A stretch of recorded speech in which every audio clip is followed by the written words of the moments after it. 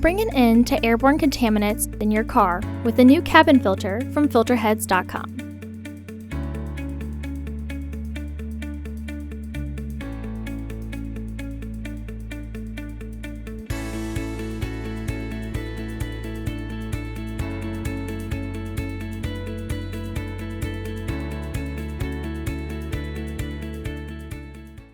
The cabin filter is located on the passenger side of the vehicle, behind the glove box. Open the glove box. Push in on both sides of the glove box to release the stops. Unclip both sides of the housing cover to remove it. Remove the old filter from the housing and clean out any debris inside. Install your new AQ1058C filter with its airflow indicating arrow pointing down. Reinstall the housing cover.